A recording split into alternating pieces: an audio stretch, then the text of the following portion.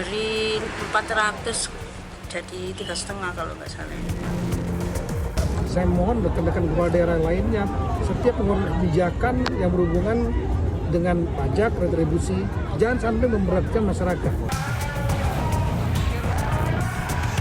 Kalau mengenai tuduhan, hal-hal yang dilakukan oleh beberapa pemerintah daerah ini terkait dengan kebijakan efisiensi, kami menganggap ini sebuah tanggapan yang prematur.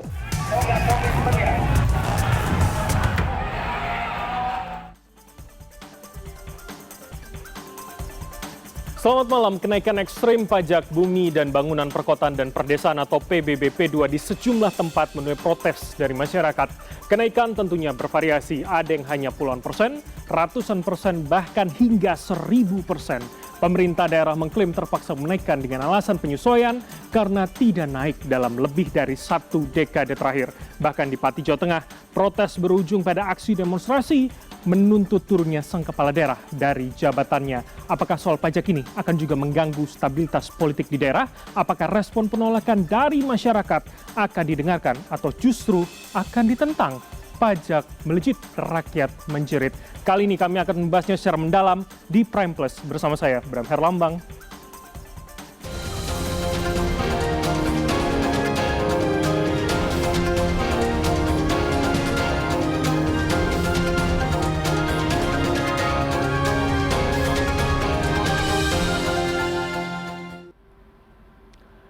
Kebijakan sejumlah pemerintah daerah menaikkan tarif pajak bumi dan bangunan atau PBB menunjukkan kepanikan karena berkurangnya pendapatan daerah akibat dari efisiensi anggaran pemerintah pusat.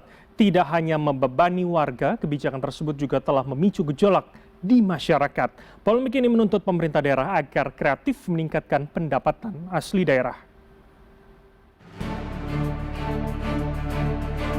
Rencana penaikan pajak bumi dan bangunan perdesaan dan perkotaan atau PBBP2 yang terjadi di Pati, Jawa Tengah sebesar 250% telah menguak fakta bahwa terdapat sejumlah kabupaten yang telah semena-mena menaikkan tarif PBBP2 kepada warganya. Dilansir dari cnnindonesia.com, ada warga Cirebon, Jawa Barat yang mengalami kenaikan PBB 1000%, Semarang, Jawa Tengah warganya membayar PBB sampai 400%, Jombang, Jawa Timur berkisar 300 sampai 1.200%, dan Bone, Sulawesi Selatan berkisar 65 hingga 300%. Penyesuaian NJOP dan PBB yang ditempuh Bupati Pati didasari kondisi keuangan Kabupaten Pati yang sangat terbatas. Pendapatan asli daerah hanya menyumbang 14% dari total APBD, sementara belanja pegawai mencapai 47%. Menteri Dalam Negeri Tito Karnavian menjelaskan, pendapatan APBD berasal dari pemerintah pusat yang terwujud dalam transfer ke daerah atau TKD dan dari pendapatan asli daerah atau PAD. Misalnya dipungut dari BUMD yang jumlahnya mencapai 1.019 perusahaan. Nah kemudian mungkin diambil dari persentase itu PAD, silakan dengan narasi yang baik supaya publik tidak resisten. Wah sudah jadi kepala daerah mau minta apa bagian lagi? Enggak, karena bapak-bapak mencari sendiri. PAD itu betul-betul kerja kerasnya kepala daerah dan timnya. Beda dengan kami tadi, menerima saja, membelanjakan. Pada 17 Juli 2025, di hadapan kepala daerah yang tergabung dalam Asosiasi Pemerintah Kabupaten seluruh Indonesia, Mendagri Tito meminta supaya kepala daerah mencari instrumen yang tepat untuk meningkatkan pendapatan asli daerah. Tito memberi kiat agar para bupati mempermudah perizinan berusaha dan mendorong peran swasta dalam ekosistem berbisnis di daerah. Tito memahami aturan di tingkat provinsi maupun di tingkat pusat mengunci ruang gerak kewenangan daerah. Untuk itu, ia meminta agar kepala daerah menginventarisasi daftar masalah di daerahnya, mencari solusi bersama, dan menghindari praktik korupsi.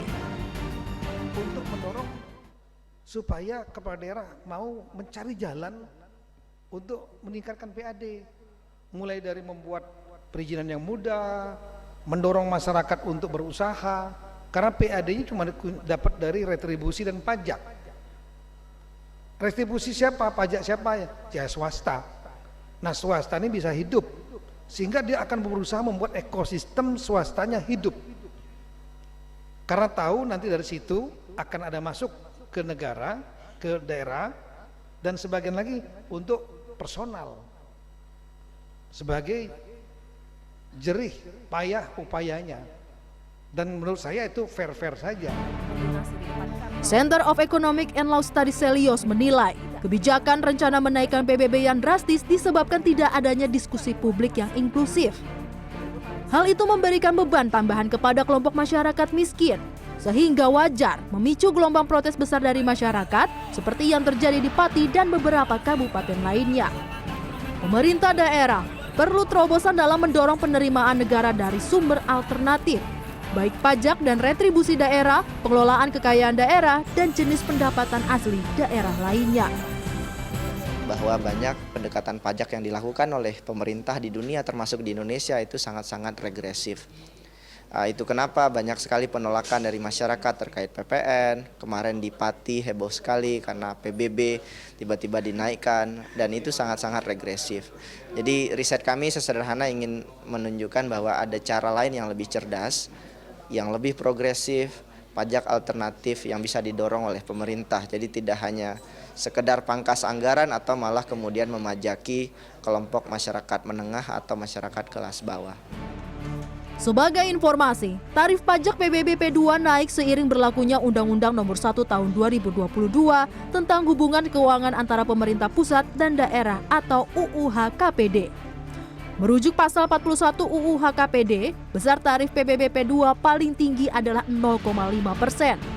Tarif PBB P2 ini ditetapkan melalui peraturan daerah masing-masing. Namun perlu diketahui, daerah dapat menetapkan besaran NJOP yang akan digunakan sebagai dasar penghitungan PBB P2. Besaran NJOP untuk perhitungan ditetapkan paling rendah 20% dan paling tinggi 100%. Setelah dikurangi NJOP tidak kena pajak atau NJOP TKP. Desi Aritona, Wahyu Ramadan, Jakarta.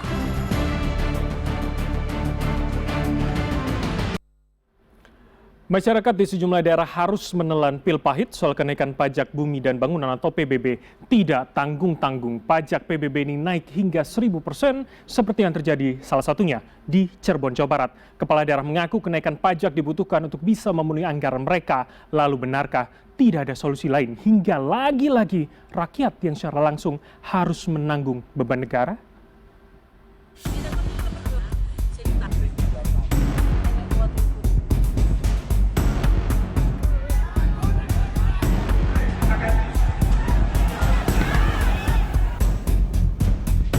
Hingga 1000% alias 10 kali lipat. Itulah kenaikan pajak bumi bangunan PBB di Kota Cirebon. Warga Kota Cirebon yang tergabung dalam Paguyuban Pelangi menyebut kenaikan pajak berlipat-lipat di Kota Cirebon ternyata sudah terjadi sejak Juli 2024 lalu. Kenaikan PBB berlipat ini tentu memberatkan warga Kota Cirebon. Kami berharap agar PBB kembali seperti 2023. Emang dinaikkan Bu PBB-nya? Dengan Perda Nomor 1 Tahun 2024, PBB naik seluruh merata minimal itu 150%. Sampai 1000% dan itu terdampak oleh sahabat kami Bapak Surya Pranata. Itu adalah contoh satu orang saja. Tidak hanya warga Kota Cirebon, warga Jombang, Jawa Timur harus tercekik oleh kenaikan pajak bumi bangunan PBB. Pada Kamis pagi, sejumlah warga mendatangi kantor Badan Pendapatan Daerah untuk mengajukan keberatan atas tagihan pajak bumi bangunan yang melonjak. Dari catatan Bapenda Jombang, belasan ribu warga Jombang yang mengajukan keberatan melonjaknya PBB P2 ini terhitung sejak tahun 2024 hingga 2025 bulan Agustus.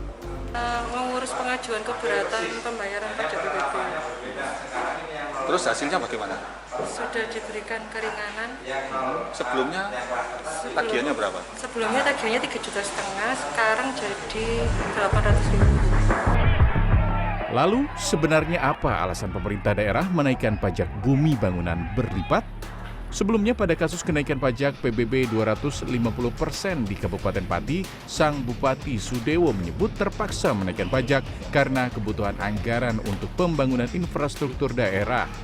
Bupati Pati Sudewo juga menyebut sudah belasan tahun pajak bumi bangunan di daerahnya tidak mengalami kenaikan.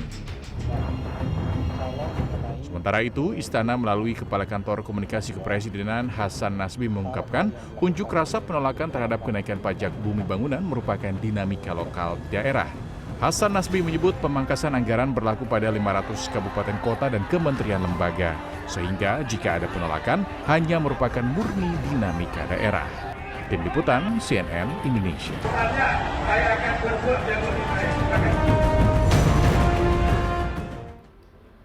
Aksi protes terkait dengan kenaikan pajak daerah yang berlipat-lipat dilakukan sejumlah warga di Jombang, Jawa Timur. Dalam aksi tersebut, warga membawa uang koin dalam galon air untuk membayar pajak di kantor Badan Pendapatan Daerah Jombang. Seperti inilah aksi protes yang dilakukan sejumlah warga di Jombang terkait kenaikan pajak bumi dan bangunan perkotaan pedesaan atau PBBP 2 yang naik berkali lipat. Mereka juga sambil membawa uang koin yang dimasukkan ke dalam galon air mineral untuk membayar PBBP 2 sebagai bentuk protes. Aksi ini juga sempat diwarnai adu mulut antara warga dengan Kepala Badan Pendapatan Daerah Jombang. Warga mengaku sangat keberatan dengan naiknya PBBP 2 yang dulunya hanya Rp300.000, kini menjadi Rp1.300.000 per tahun. Warga meminta agar Bupati melakukan perubahan terhadap peraturan Bupati yang lama karena sangat memberatkan. Saya tidak punya uang. Ini adalah jalan anak-anak saya mulai dari SMP. Saya tidak mau mengacu antara tawar-menawar, ya. Nah ini, nggak ada ceritanya pajak tawar-menawar, nggak ada. Tahu nyanyangan, kalau sudah ditentukan kenaikan dari 300, 400, umpama 500 wajar, ya kan? Atau 600, lah ini 1 juta. Nah, harapannya ke pemerintah sekarang bagaimana? Ya ini yang memberatkan kita. Menanggapi aksi protes tersebut, Kepala Bapeda Jombang menjelaskan kenaikan pajak itu dilakukan karena sudah sejak lama tidak ada pembaruan data. Namun pihaknya menegaskan bagi warga yang keberatan bisa mengajukan keberatan dan nanti akan dilakukan revisi setelah dilakukan survei. Dilihat kenaikan tadi saya sampaikan, tidak bisa diukur kenaikan persentase karena ada yang turun kalau naik ya. Ada beberapa yang memang sampai ribuan persen, karena apa? Sama kasusnya mungkin sampai kalau melihat padi itu sama persis. Karena apa? Lama tidak pernah dilakukan updating data. Jadi terlalu lama. Nah, kasus di Jombang sudah berlalu pada tahun 24, memang itu sudah diterapkan, ternyata banyak yang tidak sesuai. Warga akan kembali mengajukan protes apabila tidak ada perubahan dalam peraturan Bupati tahun 2024. Tim Liputan CNN Indonesia. Dan kami akan menanyakan langsung kepada warga yang melakukan protes dengan membayar menggunakan uang koin, yakni Joko Fatarohim dari Jombang, Jawa Timur. Assalamualaikum, selamat malam Pak Fatah. Waalaikumsalam warahmatullahi wabarakatuh. Baik, terima kasih Pak Fatah sudah berkenan bergabung. Jadi ini menarik sekali Anda membawa dalam galon air berukuran sedang begitu. Artinya apa yang ingin Anda tunjukkan dengan membayar pakai uang koin ini, Pak Fatah? Ya, kemarin saya bawa uang koin karena pada waktu tahun 2024 itu saya dapat tagihan, itu sudah saya peringatkan untuk Kepala Bapenda. Karena di situ sudah jelas bahwa yang dimulai tahun 2023-2024 itu ada Perda 2023, tapi belum ada pengesahan dari Dewan, belum paripurna kok berani kan gitu. Nah ini saya peringatkan, berarti artinya 2022-23 yang diusulkan ke Perda itu belum disetujui oleh Dewan atau diparipurnakan. Karena itu sudah jelas, itu sudah melanggar. Nah inilah akhirnya itu saya peringatkan lagi, persoalan sampai makam kena pajak, terus tempat ibadah kena pajak, ya ini loh, terus ngawurnya itu. Oke. Nah ini, terus 2024 tidak ada revisi atau apa dilaporkan pun tidak, karena itu saya tunggu gitu Mas. Oke Pak Fatah, jadi artinya informasi ini sebetulnya sudah Anda dapatkan dari beberapa tahun yang lalu, bukan tiba-tiba saat akan membayar beberapa waktu yang lalu, Pak Fatah? Tidak, jadi saya sudah memperingatkan, dan saya juga tidak punya uang, karena itu tahun 2025 saya dapat surat lagi tentang penagihan pajak naik lagi 100. yang 2025 saya juga kaget loh, kok tambah naik. Kemarin sudah saya peringatkan, sekarang kok tambah naik menjadi 100.000 naiknya itu. Oke, Terus jadi saya berkala ya Pak naiknya ya, bukan tiba-tiba menjadi 1,3 juta yang Anda sebutkan sebelumnya? Ya tidak, 1,2 terus naik ke 2025 saya dapat saya lihat bahwa di situ ada juga namanya pajak itu di apa namanya keterlambatan itu dalam 1 bulannya itu dikenakan biaya namanya telat itu dikenakan denda per bulan. Jadi saya jatuh temponya itu 2 tahun, didendanya itu per bulan itu. Artinya 1,2 juta sekian itu adalah bersama denda atau sebetulnya hanya murni PBB Anda untuk tahun ini, Pak Fatah? PBB 1,3 itu PBD, tapi yang ditambah dengan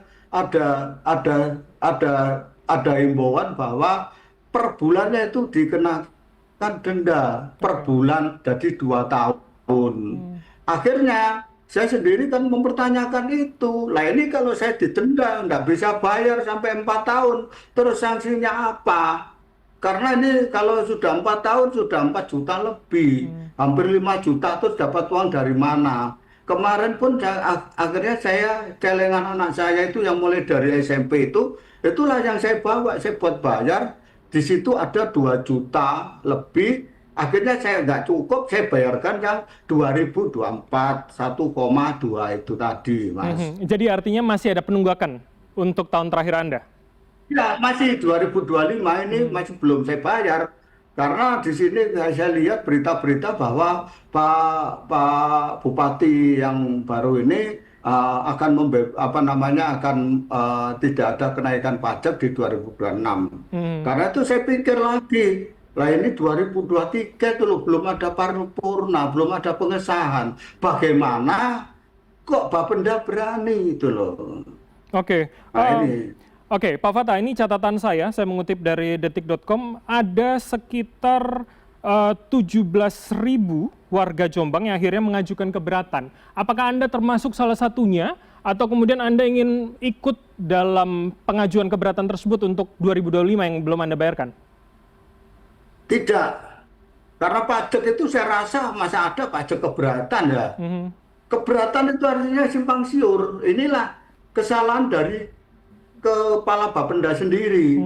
Pajak itu kalau keberatan nanti dibilang NJOP ada yang 1 juta, terus sampingnya keberatan ada yang 2 juta, kan gitu. Artinya tidak sama. Dalam satu wilayah, misal di Kecamatan Jombang Kota, Jalan Kapten Tendean, akhirnya kan nggak sama nanti NJOP-nya kalau itu mengajukan keberatan. Nah ini saya tanya, nggak ada ceritanya itu pajak itu tawar-menawar. Harusnya ya ada appraisal. Saya tanya appraisal 2002, appraisalnya dari kepala desa katanya.